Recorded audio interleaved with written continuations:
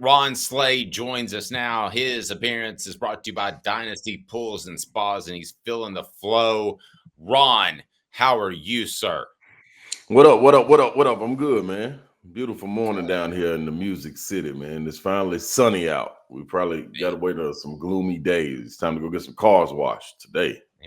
Amen to that. My poor son comes down from UMass, and it's colder here than it was in Amherst, Massachusetts. But by the way, have you ever been to the Basketball Hall of Fame up there? Yes, I have. I How cool went. is that? I love it. I love it. I'm so pissed. I'm pissed that I didn't go when I was younger. Like I'm like, dog, this is what it's about right here. To see all that history in one room and to know that it spills over into high school and things of that nature. Like I went up there and I saw they had a montage of Oak Hill Academy, Coach Steve Smith. I was like, Yeah. dang, I forgot he went in the Hall of Fame. Yeah, So, it's like yeah, super cool. Like the it tour and is. everything. And they've got a movie. I didn't know they had a movie theater, and I left without watching the Kobe Bryant video. But I'm gonna go again when I Yeah. go up there. It is that cool, and it's got the thing too. And I know you have big hands, Ron, but I have big hands too. But it's got the thing where you put your hand in like a basketball that Yep. Manute Bowles cut out of. Yep. And like he was holding a basketball like just like a tennis It was ball. a peanut. It was a peanut. That's what it was. That's what he was holding, dude. Like it's crazy. Okay, let me ask you this poll question we've got out there Okay. rolling, and let me get your thoughts on this first. And whose response to the NCAA did you like best? Donde Plowman, Jackson Lampley, Danny White, or Tennessee's Attorney General office? Man, those are some good ones to pull from. I didn't see Jackson's, man. I'm hot. I missed Jack. Okay. Yeah, three are good to pull from. Jackson just went down to the courthouse and said, "I'd like to make a statement." I like it. Hey, just go. Hey, everybody put a hand in on this. I think like that person that volunteers himself to as like to be a part of a conversation that like they never were part of. And like, hey man, listen, somebody got to do it.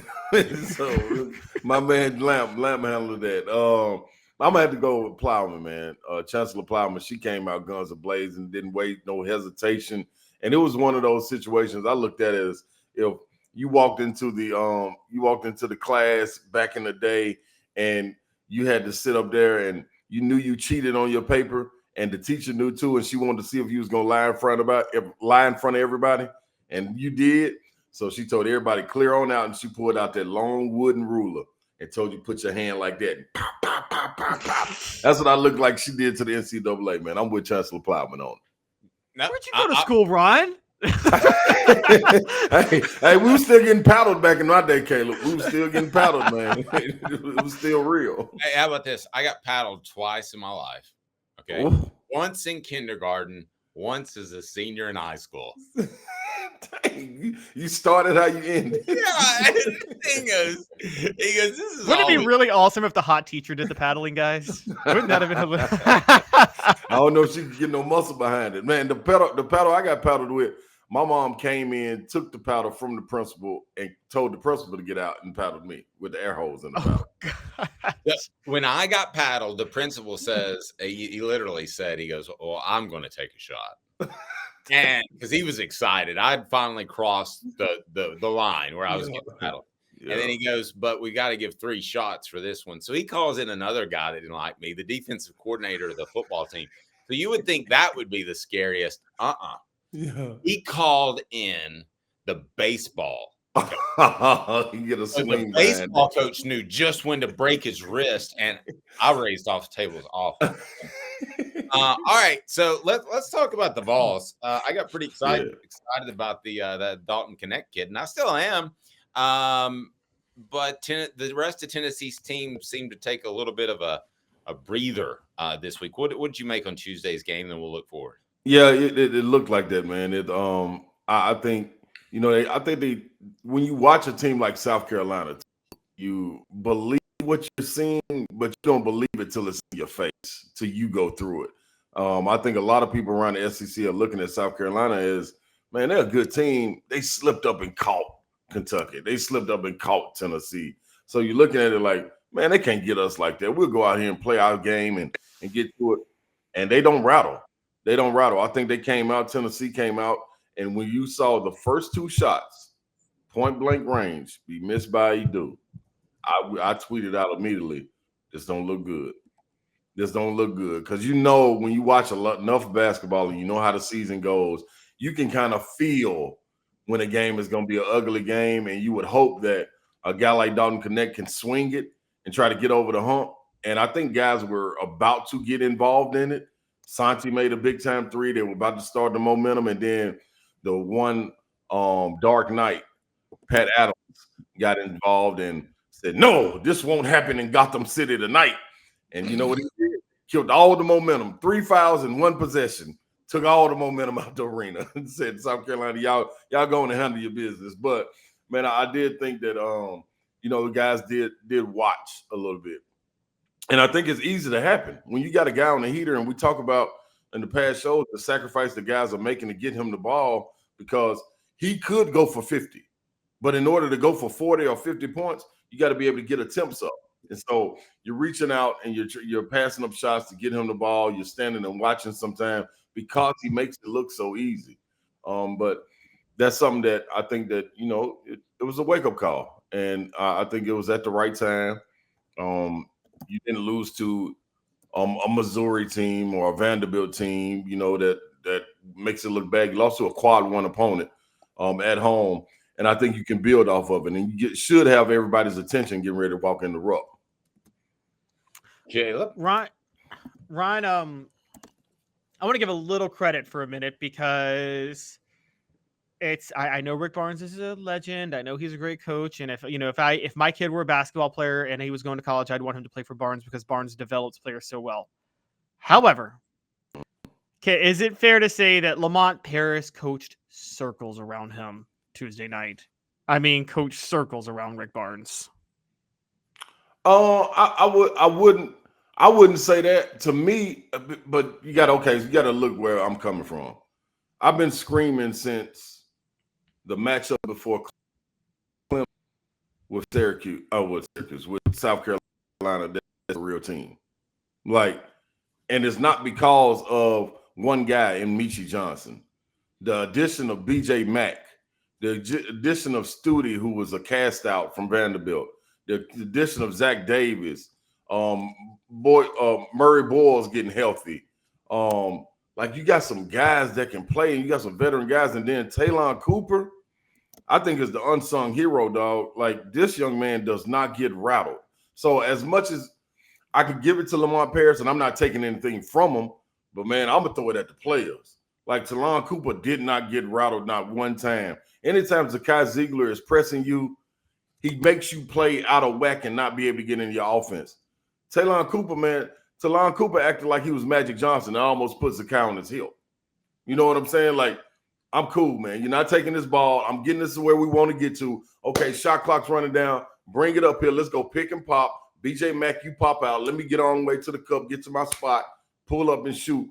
That composure that he played with, I thought resonated throughout the entire team. So I do think Coach Paris did a phenomenal job of coaching. But, man, I'm giving it to the players. Them boys did not rattle.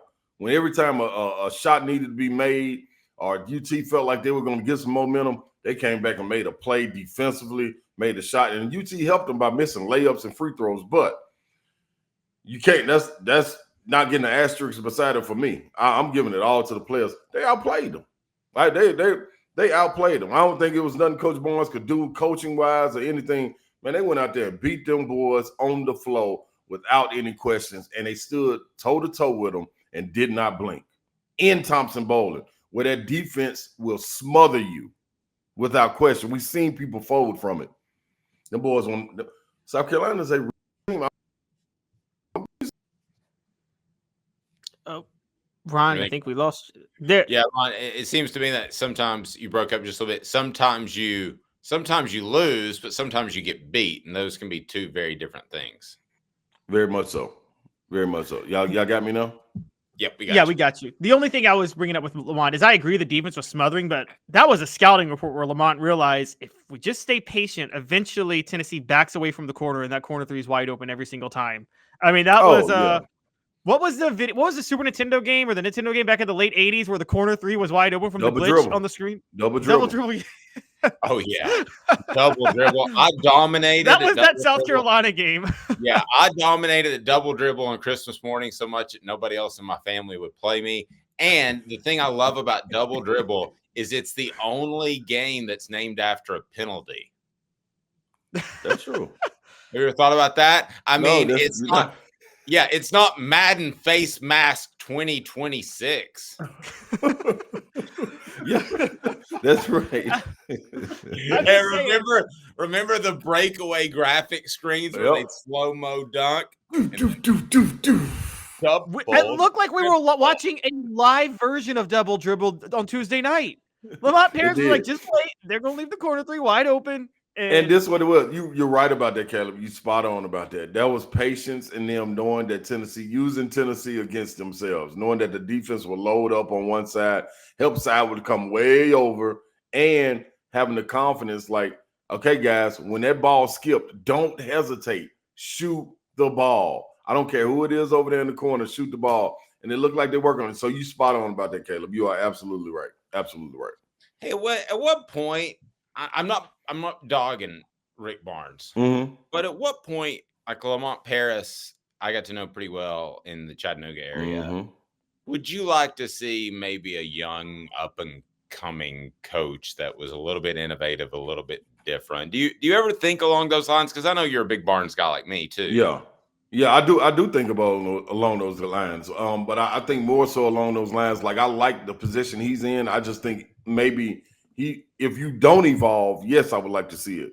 But I think with the guys that he has on staff, like you have enough youth right there and innovative thinking that they can come up with something.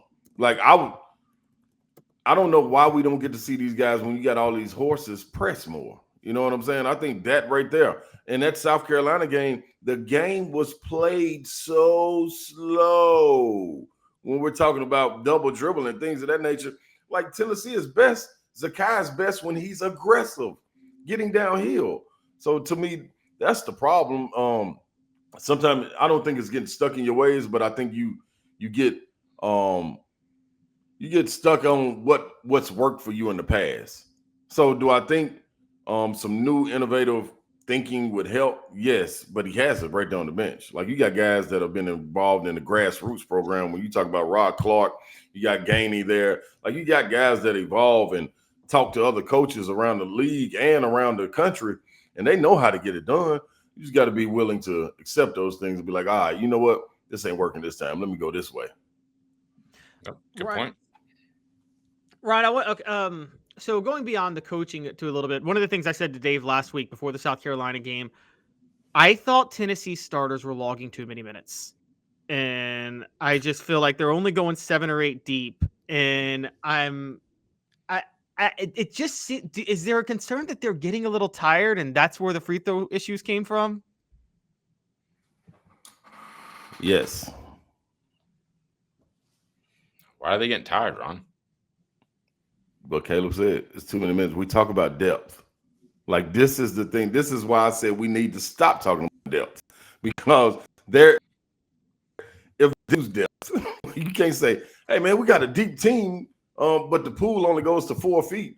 Man, I'm telling you, man, you got a 6'8" guy over on the side, man. We got depth, man. Get on in this pool, man. You'll have a good time. Dude, it's only coming to my waist. What do you mean you got depth? You're not using it. So this is the problem. You look at Auburn. You talk about depth. They got 10 guys playing over 15 minutes. That's depth. You look at Kentucky. You got 9 major minutes. And the only reason the other ones can't get production of the ones that doesn't allow in a small amount of time. That's depth. You look around the league, man, when you talk about depth, Florida, that's depth. Because they're using 9, 10 guys legitimately and making productive plays out of them. You have it on the bench. You saw flashes with Estrella coming into the game. Like, okay, maybe we'll start to see Estrella get in there more. Maybe we'll see Tobey a little bit more. Maybe we'll see Freddie DeLeon, who started to get some time and then all of a sudden got that taken away.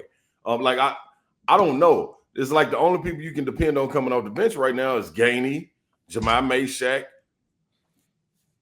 maybe Tobey. Maybe, but it's like, dude, that's not deep. So that's another thing. We're gonna have Isaiah Victor on our show today.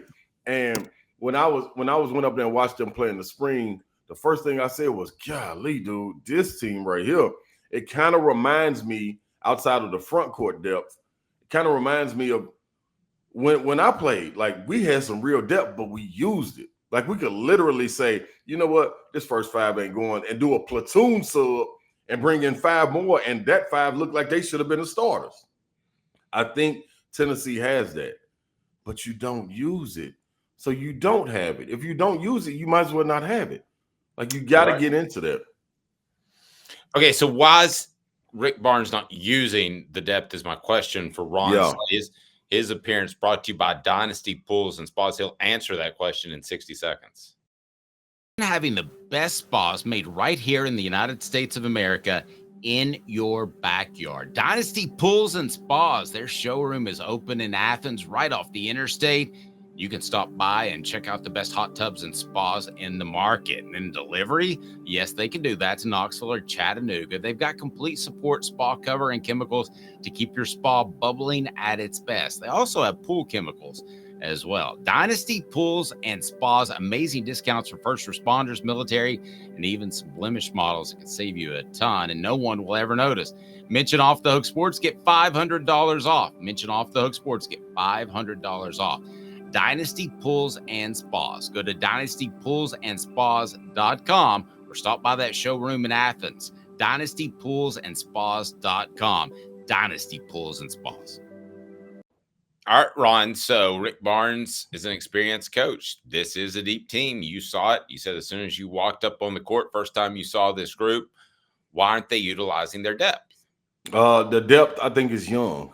And I think the problem with it is Rick Barnes has always been a prove it to me coach. You earn what you go get. So through practice is where you're supposed to be able to earn your playing time.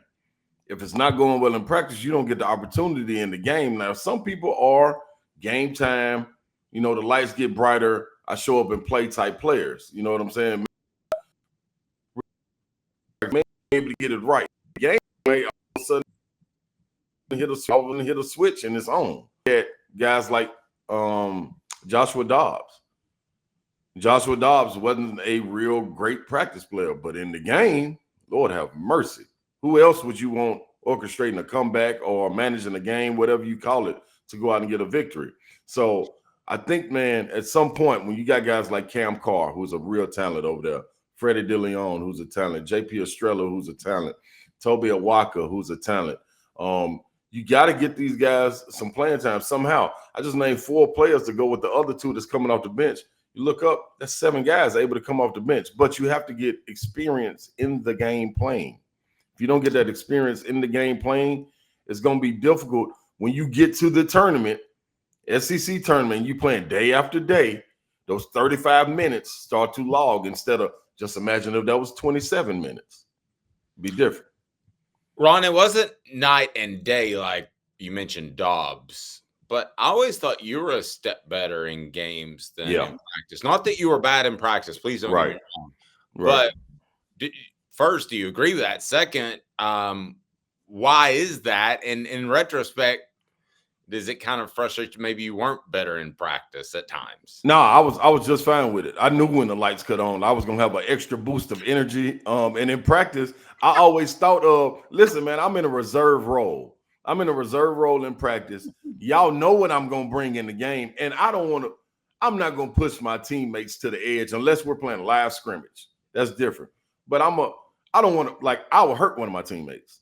And I'm okay with it. Like, I can sit at half court and set a screen on Tony Harris and knock his block off. But why would I do that in practice? So I may ease up in practice on that right there and be like, hey, here come a screen to Harris, and not really hit him on it. You know what I'm saying? But in the game, it's on. Like, I don't like these people on the other side. So I get to go all out. It's going to go ramped up a little bit more. And I think that's the difference. Like, some people just are gamers. I was a gamer. Give me some crowds, some popcorn popping, some referees out there, and it's gonna be on. So I was different. I was different, no question. But I think I chose to be. All right, Caleb, I want you to take this over here, but because I'm going to get off the rails. The one player you played with at Tennessee that you wouldn't want to tussle with, it's just you and him at half court. It's winner goes home, loser is laying on the floor bloodied. Who would you not want to go against?